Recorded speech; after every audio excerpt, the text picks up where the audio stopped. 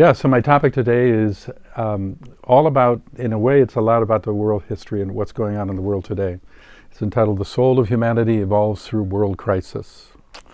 And what I want to do today is to share with you how this philosophy sees the current situation, the current crisis humanity is facing, and in a way how the crisis is actually rather inevitable given the underlying causes of it. And so I want to start by just kind of laying some definitions out. So it's interesting to say the soul of humanity is the first part of that phrase. So implied in that is that all of humanity has a singular soul. And in this philosophy that's true. It's believed that your soul and my soul are simply constituent parts of this larger living individualized soul called the soul of humanity. And the soul of humanity, to understand it, we have to understand a very fundamental principle in the esoteric philosophy. And it's called the principle of hyozoism. Sometimes it's called the hyozoistic principle. And I don't know if you're familiar with it, but it's a really core concept. And there's kind of two definitions of it. The first is, to explain it, I have to take you to cosmos for a minute. You see, this philosophy believes that in the ultimate sense, there's really only one thing in existence, one livingness, one beingness. And people call it by different names. Some people call that God, others might call it Brahma, others might call it universal intelligence. Call it what you like, it doesn't matter. But that this one, we call it often the one life.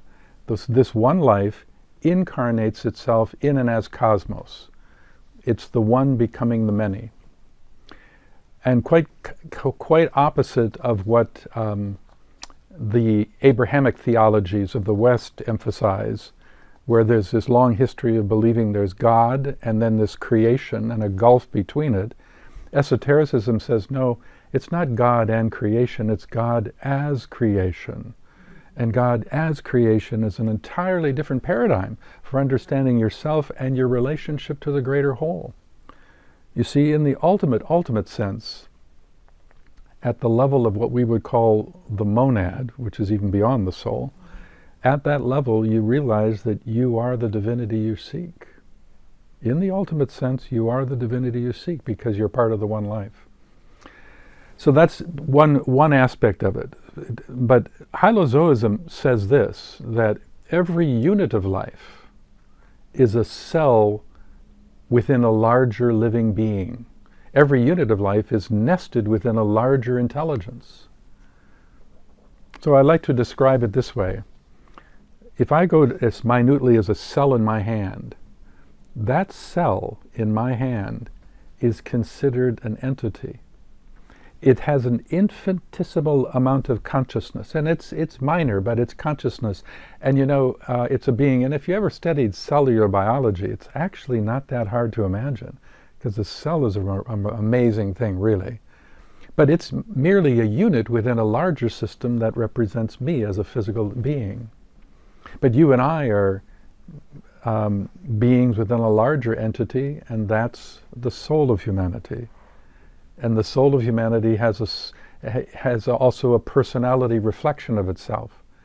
In fact, much of the world crisis today is rooted in the crisis between the soul of humanity trying to impress a higher value system on the personality of humanity, and the personality represents the cultural differences and historical patterns throughout history. That it's trying to transform the lower self collectively on behalf of the higher self collectively, just like you and me. Absolutely no difference. And that much of the crisis has to do with the lower self rising up in defiance. And we'll get into that. But you see, the whole of the human kingdom, as a totality, as an individual entity, is a unit within a yet larger being. And that being is called the planetary logos, the entity that ensouls the entire planet. And kingdoms of nature are merely layers of its consciousness evolving through the vastness of time. And indeed, the human kingdom is said to be the throat chakra to that entity. Think about that for just a moment. The sum total of all human thought today, right now, is this vibration to that entity. So that kind of begs the question, naturally, well, what's the function of a throat chakra?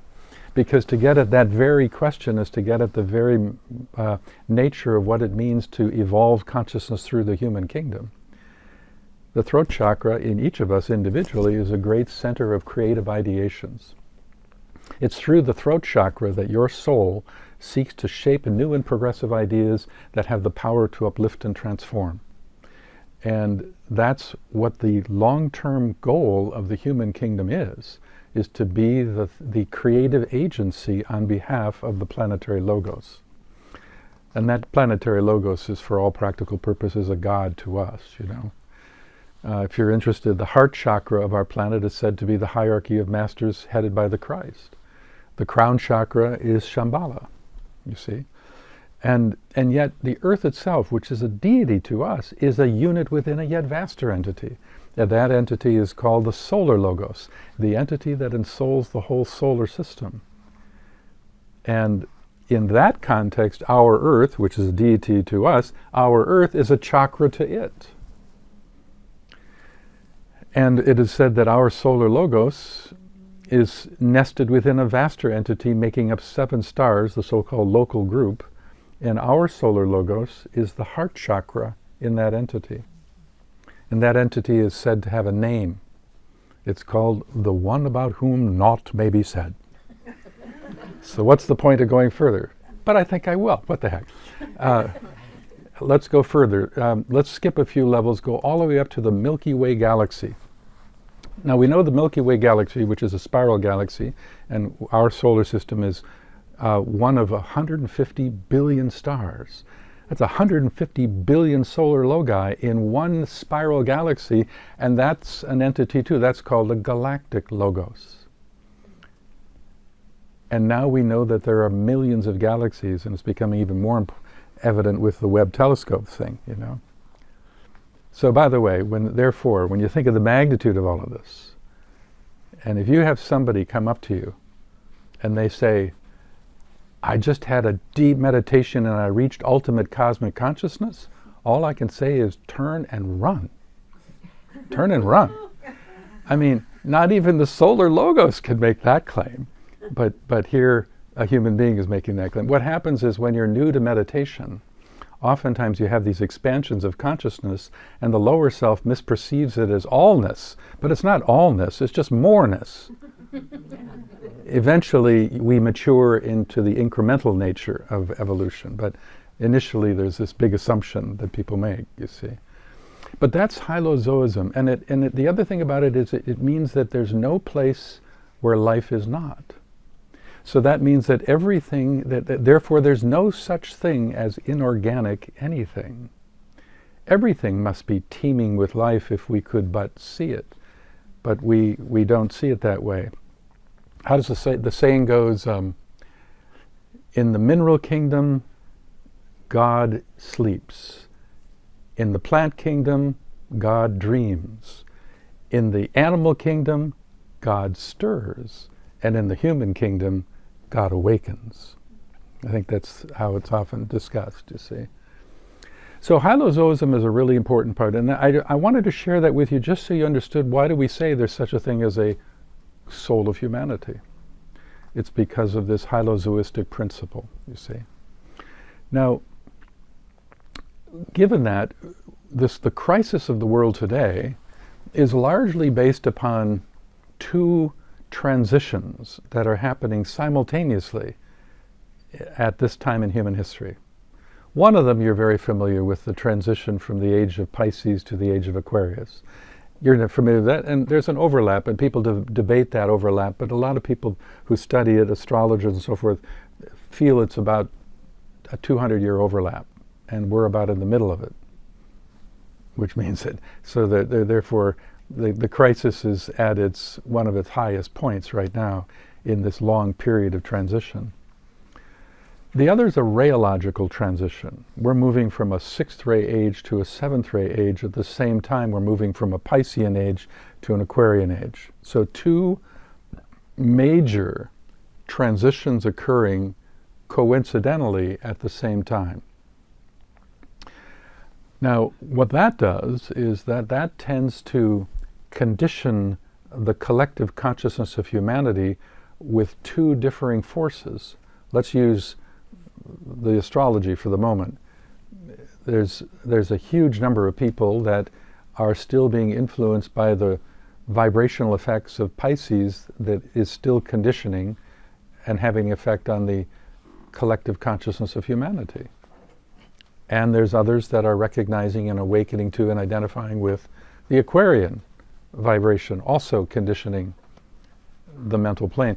And because there's two major astrological forces and two rheological forces, and I'm going to share with you the rays a little bit in a minute, but just understand that that's causing heightened polarizations in humanity.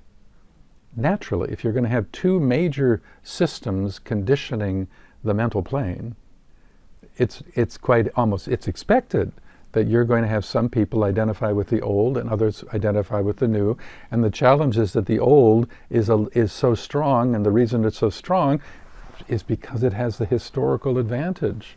It's been at it for 2,000 years, where Aquarius is just on the horizon kind of thing, you see. So that's part of the source of the problem, is this astrological transition, but it's also a rheological transition. I don't know how familiar you folks are with the 7 rays, but it's a big feature in esotericism. The 6th ray is called the ray of idealism and devotion, and the 7th ray is called the ray of ceremonial order and magic. There's some other names that are given to it, but these are sort of the generic names. And one of the big differences is that the 6th ray is a love ray. It's a love ray, and it really tried to enliven the spiritual dimension of life for humanity for the last couple thousand years by really activating the feeling component to human consciousness, the emotional component to it. Indeed, the 6th ray is the underlying energy that rules the 6th plane. If you count the planes from high to low, logoic, all the way down to the 7th plane is physical. The 6th plane is ruled by the 6th ray, and that's the emotional plane. Therefore, it also rules the solar plexus, also another 6th ray center within each of us, you see. And so a lot of the spiritual development of the last 2,000 years has emphasized the heart and emphasized the need to feel God, and almost often a rejection of mind in the process, which is not the case with Aquarius, and although people inadvertently think Aquarius is a water sign as well because of its name. It's not. It's an air sign, and that's a mental sign. You know, so sometimes people in the New Age community will say, the problem is the mind. Get your mind out of the way. Well, that's not exactly correct. It's not that the mind is the problem. It's that the lower mind can be the problem. The higher mind is one of your greatest assets. I mean, that's where your causal body is found, on the higher mental plane. That's the vehicle. The causal body is the container deep inside that's holding the wisdom that you have earned over countless lives. It's filled with mental wisdom that's experientially earned. You don't want to dump that. But so the problem with the New Age movement, one of the many problems, is that it doesn't differentiate well between higher and lower mind at all. It sort of groups it all together. So one of the ways to understand this is that the 7th ray, which is called the ray of ceremonial order and magic, has a lot to do with grounding spirituality. It rules the 7th plane. That's the physical. And it has a lot to do with bringing heaven to earth, therefore. While the 6th ray really animated the nature of divinity through the emotional plane, it's the 7th ray that tries to push it one layer down into the physical. And the goal of the 7th ray is to slowly condition into human consciousness a sensitivity to ways to bring, to redesign the way we outwardly live, how can we redesign the patterns of life in all our social institutions in such a way that more of the best of the human spirit finds expression through our social institutions? And so it's much more of a grounded, practical. In fact, it is said that the sixth ray is sometimes called the ray of mysticism, and the seventh ray is called the ray of practical mysticism. Practical mysticism. And the seventh ray has a much more emphasis on not just, it emphasizes the heart, but equally so the mind, and tries to recognize that mind and heart are equally sacred. Different, but equally sacred. And the seventh ray's influence in the long run should really awaken humanity to its spiritual nature. You know, it's, do you know the term the causal body? I just mentioned it. You're all familiar with that? Well, the causal body is a fantastic study, and to understand it, and it really is an agency of both love and wisdom. The wisdom part of it is earned wisdom. Everything stored in your causal body is wisdom that you've earned through the crucible of countless incarnations. And it's stored as wise faculty in the causal body found on the higher mental plane. But the causal body itself, the substance of it, its intelligent substance that is providing that is angelic, actually. It's Davic. And that vehicle, the substance of it is naturally sensitive to the Christ principle. And so when it comes to the question of higher mind and love, the causal body itself is the great agency that tries to bring them together. It's filled with higher mind through earned wisdom, but it's naturally sensitive and expressive of Christ-like love. So, let's go back a minute, though. When we think about humanity as a whole at this crisis time, another way of looking at it is that humanity as a whole, its soul ray is the fourth ray. So the human kingdom in its totality has a fourth ray soul and a fifth ray personality. Okay. Now the fourth ray soul of humanity is really important. Why is it fourth ray? Because we're the fourth kingdom. And the fourth ray is called the ray of harmony through conflict. That's the name of the ray of harmony through conflict.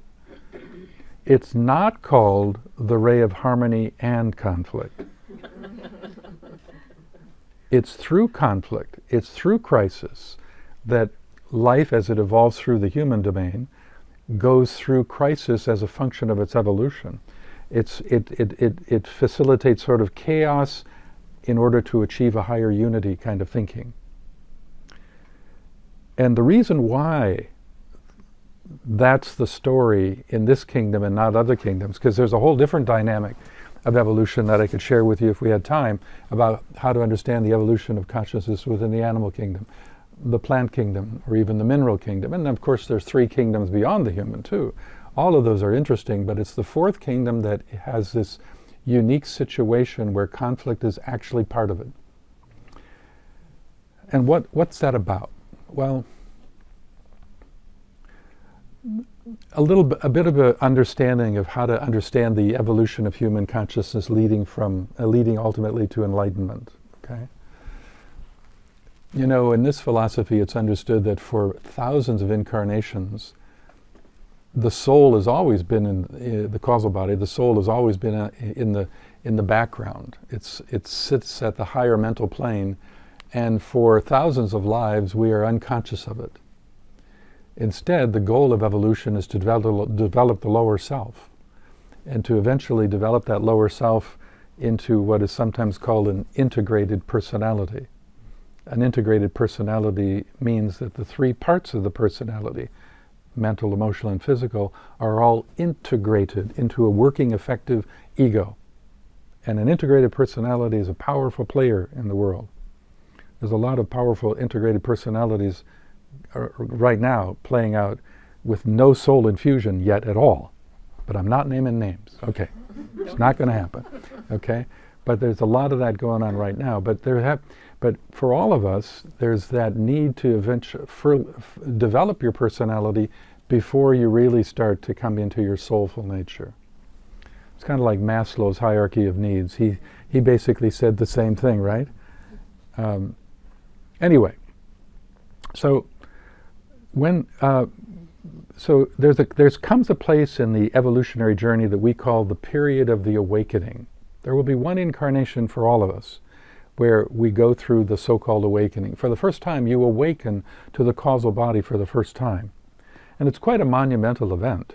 It's something internal that almost feels like Christ-like, and it flashes forth, and a lot of people misinterpret it. They misinterpret it as another entity. Much channeled information is really just an awakening misconstrued as some other entity coming to you. Or the born-again Christian who believes Jesus came to me. Well, no, what's happened here is that the causal body, you're waking up to the causal body for the first time internally, and that causal body is Christ-like by its very nature. And so when you touch it internally, it's as if you've been living in a Judeo-Christian environment and you've heard about what this story about Jesus is all about, and now you've had some inner experience that feels like it, and you say to yourself, well, that sure fits what I've been told. That must be Jesus. Praise the Lord, I'm saved. Well, it's not exactly correct, but it's an understandable misperception.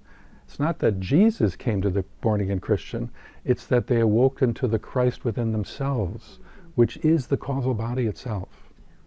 Now, there's a whole thing about that where it's fleeting, and I won't get into that, but that's a whole other presentation, really. But basically, from the awakening, there's a few incarnations till you get to what we call the first initiation. And that whole section is sometimes called the probationary path or the path of purification. And interestingly, humanity in its totality is on the path, the probationary path, at this time in history. In its totality. A ton of people aren't even close to it personally, but collectively, humanity is on the probationary path. Now, just like you and I, when you're on the probationary path, you know, let's say that you yourself have awoken, and let's say that you're really starting to sense that your own duality. You sense your day-to-day consciousness, but you also sense something deeper, something higher, something more profoundly prompting within you, and that's awakening to the soul. So you awaken to your own duality. Well then, after a while, you start to say, you know, I think that higher thing I'm sensing, I think that's the person I'm supposed to become. So you put more energy into it. Maybe you start to study more. Maybe you decide that you want to really commit your heart to heartfelt service in support of humanity's upliftment. Maybe instead you decide to learn to meditate and get serious about meditation.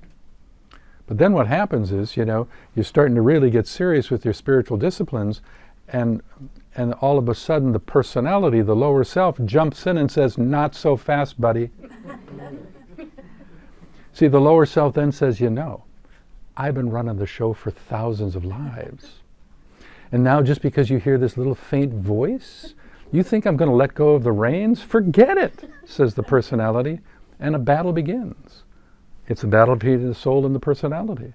It's a battle between wisdom and knowledge. It's a battle between love and desire. And really, it's a battle between the future and the past. Conflict, crisis. It's because the human kingdom is the first kingdom of nature where we awaken to our duality, that therefore crisis is going to be a natural feature of moving forward. We're going to go through a battle, collectively and individually. And some of that is really playing out right now in our world today. See, the soul of humanity at this time in history, fourth ray soul, is trying to impress more of itself into the personality of humanity. And what's happening is that the personality of humanity, its shadow issues, I'm shifting to a Jungian language here now for a moment, but the shadow issues are dislodged and rise to the surface in defiance. So that's why, in the last few years, we've seen the worst of, certainly the worst of politicians. We've seen the worst of business. We've seen the worst of religion. And I think if we're really honest, I bet we can say we've seen the worst of ourselves as well. And science. And science as well, yeah. And this is again part of the physics of what's happening now. You see? So harmony through conflict is the story. And in a way, this philosophy we talk a lot about, there's a whole division of esotericism called esoteric psychology. Now, esoteric psychology is a phenomenal subject, and it has a lot to do with the science, the spiritual science of the process of the soul infusing itself into the personality. First there's the awakening. We awaken to our duality. Then slowly the personality starts to give way and we begin the process of soul-personality fusion. And that can take a few incarnations before you get the full fusion, okay? And that whole process is the whole subject of initiation. And every initiation represents a milestone of evolution where the soul has demonstrated mastery over some aspect of the personality, okay? So think of it this way. When the soul and personality are completely fused, that's what we call the third initiation. That's also called the transfiguration. You're at the front door of enlightenment. You're not quite, there's one little step left before you enter into eternity, in a certain sense. Because what you're doing is you've now resolved the conflict within yourself between your higher and lower nature. They're fused as one, the so-called soul-infused personality.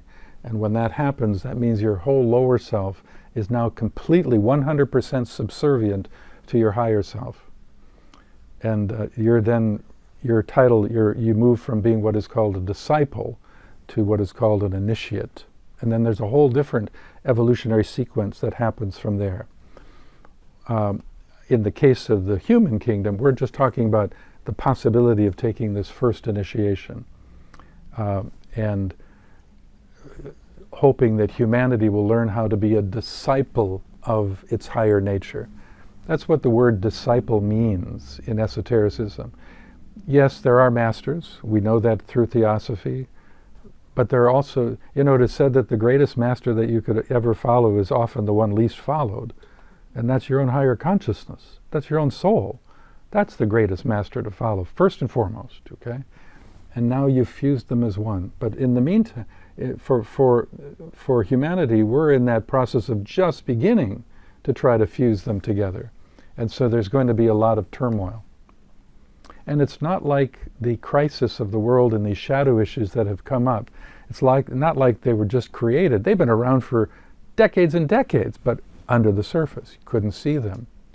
And now we can see them. And you can't change anything unless you can see it.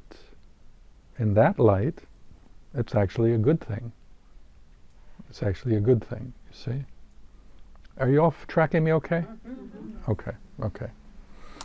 So, now, tied into all of this is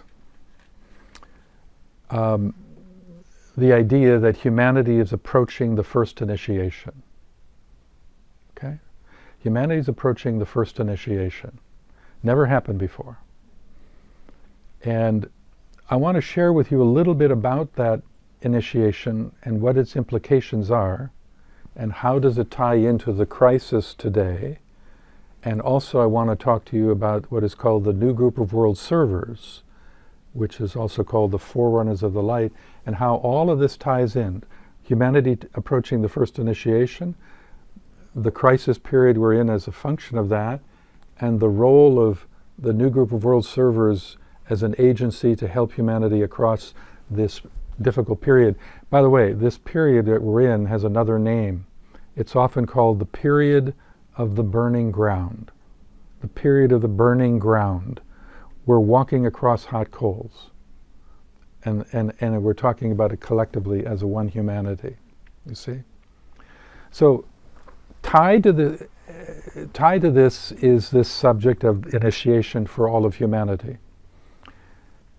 And it has been said by one of the great masters, the master Djwhal Khul.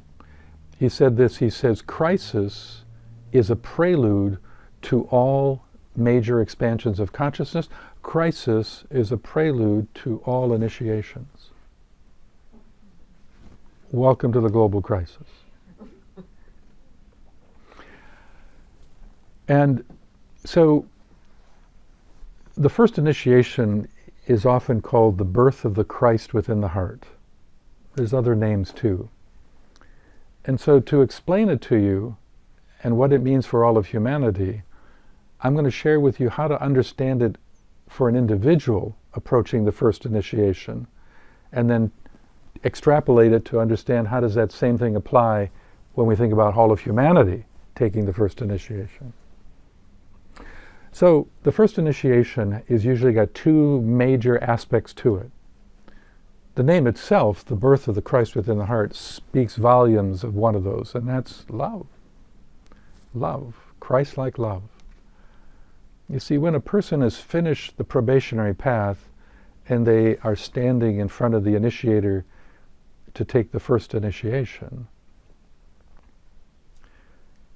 that individual's heart is blazing forth, and that person's heart chakra is now widened in a way it hadn't been before, and the Christ has another gateway to express through.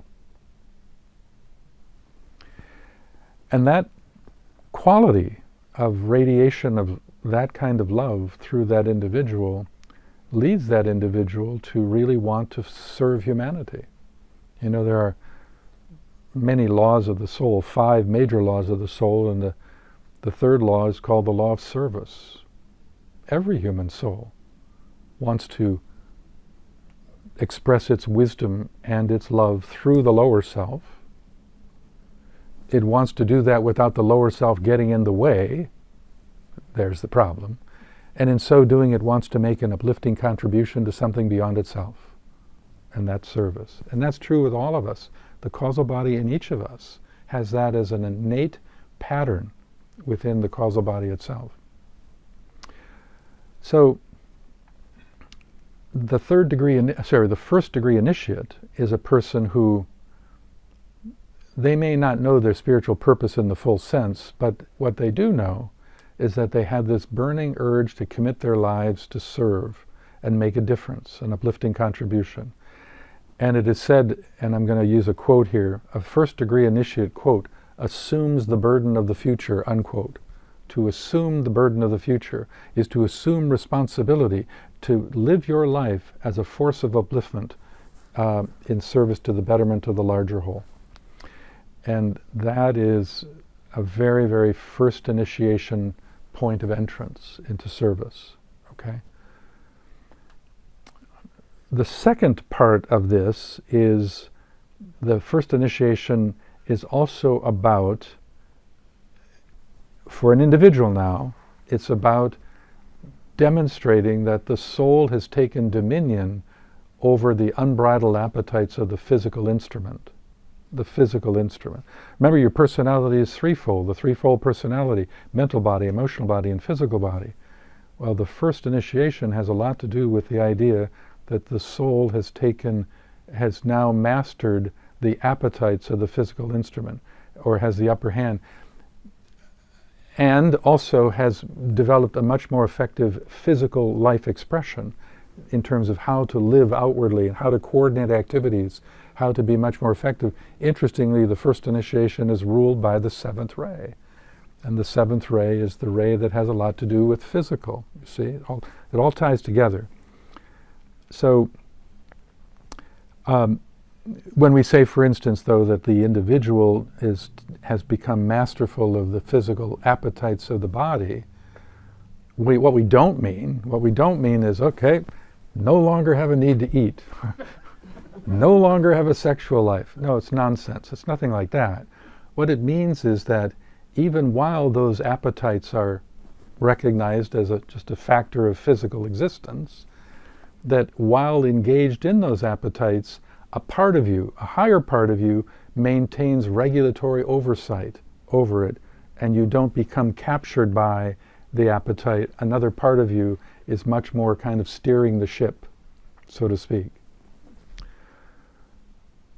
So now how does that translate to the collective? And the answer is, it has to do with appetite, and it has to do with, therefore, consumption. One of the greatest obstacles to humanity's future is its relationship to consumption. You know, a few years ago, I had an opportunity to be a speaker at a big event in Findhorn in Scotland. Perhaps you've heard of Findhorn. And I'll never forget it. It was in the year 2012, actually. And there were some people there that were real experts on understanding the environmental crisis, etc. And I'll never forget listening to some people speak of this, and they talk about this whole notion of footprint. Now we hear it more often. What kind of footprint are we leaving? Back then, they were saying that if Western societies particularly maintain the consumption level they're doing now, it would take 4 Earths to supply that. 4 Earths! If that isn't an eye-opener. And so we have, and the challenge in the Western societies is that our whole economic systems are based upon desire, based upon consumption. Even our media is all about creating artificial need and muddling up the difference between want and need. Huge issue, huge issue. So a lot of the crisis humanity faces is going to be related to that question as well. And also the disparity between nations and peoples in terms of resources.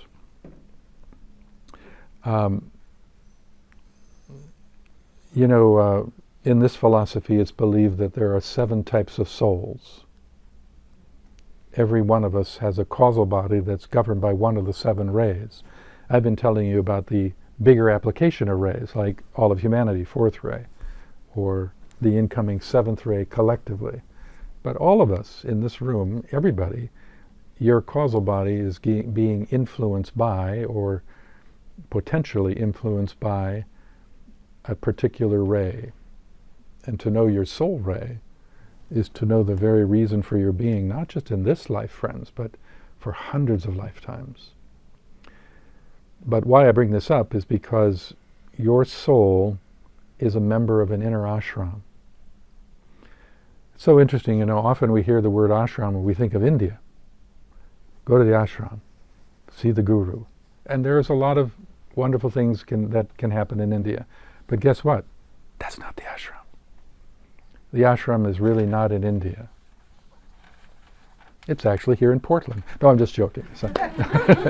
It's right here. We're in it. No, it's actually deep inside you. The ashram is found on the Buddhic plane, which is the plane above the mental plane. And that your ashram is a part of your purpose is not even your purpose. Your purpose is to be an agent in support of the purpose of the ashram that your soul is a representative of.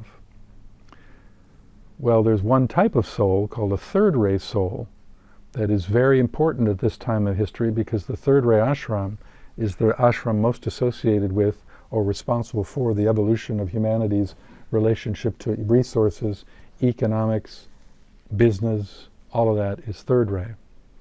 And that ashram's mandate is to facilitate right distribution of resources to ensure the sustenance of all life on this planet. And so there will be, and we're going to see more and more 3rd ray souls coming into incarnation of advanced stature that will be helping. Each of the ashrams are present in this, but with one exception, sort of. But the point is that a lot of different soul types are in the game at this transitional time, but one of them, a major one, is the third ray, because it's so much about having to redefine how do we understand relationship to resource in the human kingdom. One of the interesting things to keep in mind also about this time is that to take the first initiation, individually or collectively, another major principle is really, really central to it. And it's called the principle of right relationship. The principle of right relationship. Anybody here's a quiz question for you. Anybody know when you think of the zodiacal wheel, what sign of the zodiac is most associated with the principle of relationship? Anybody know? Aquarius. Not Aquarius, but nice try. Pisces. Not Pisces. Libra. Libra, yes. Did you just, yeah. Libra. Libra is the great sign of relationship and the principle of relationship. Most Libran people, are you Libran?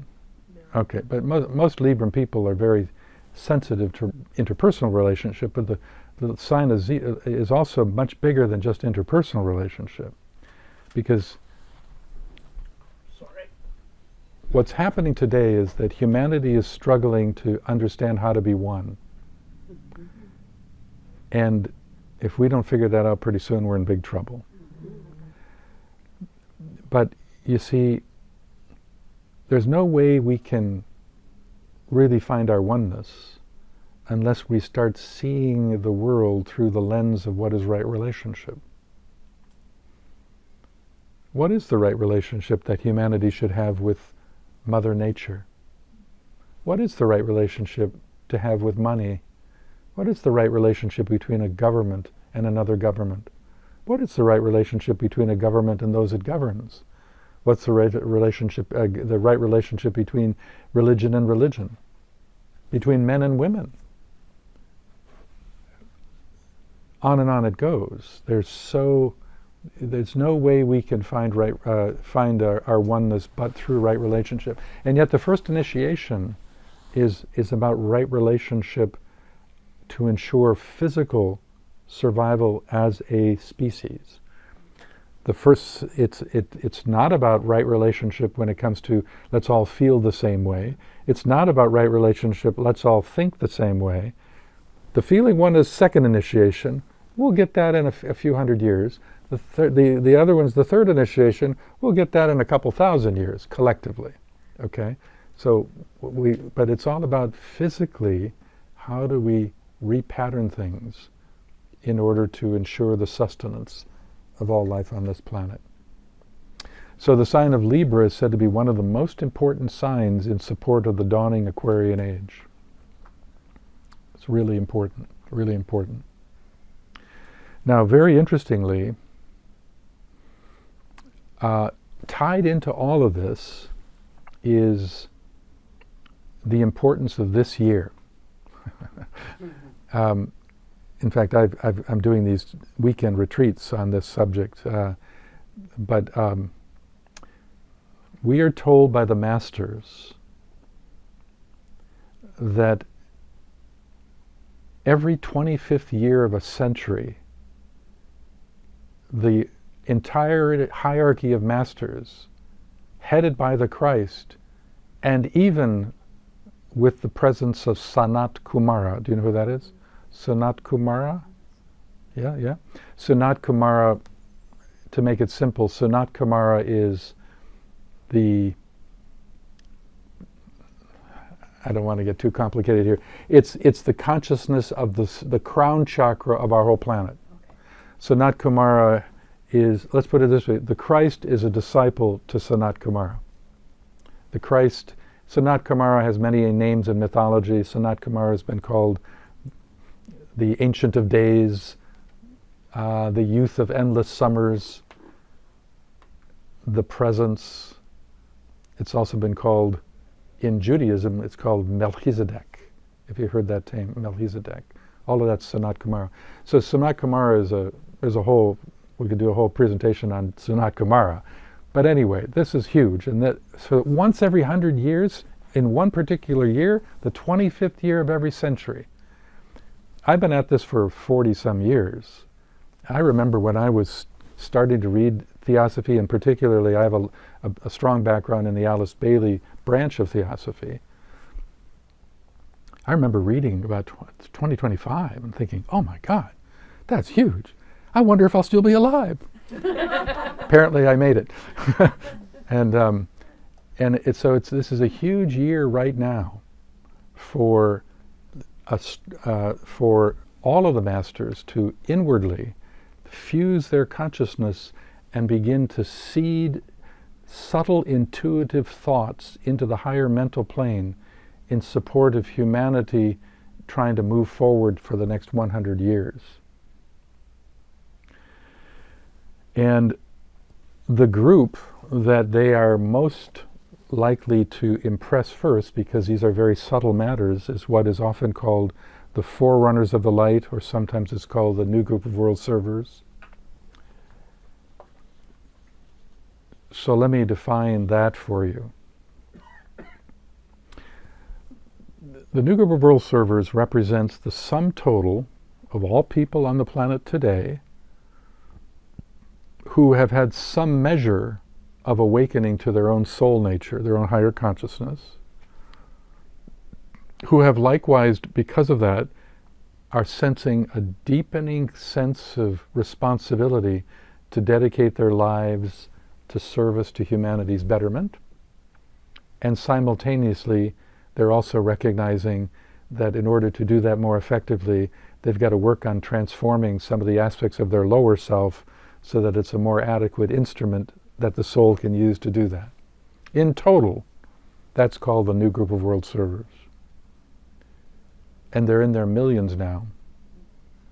They're found in every country, men and women, rich and poor. Most are working behind the scenes. And if you want to know who they are, I have just one thing to say. Ta-da! Thank you.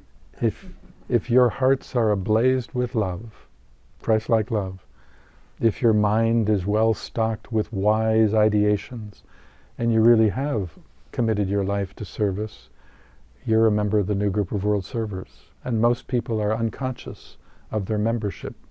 It's not an objective group, it's a subjective group. It's an inner group. And they come from all the ashrams.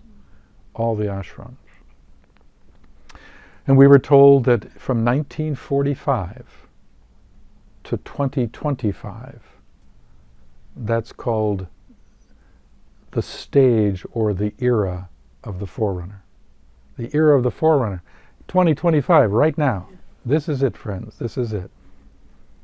You couldn't have a more important year in terms of soulful service in support of humanity than this year in your whole life. This is it, this year.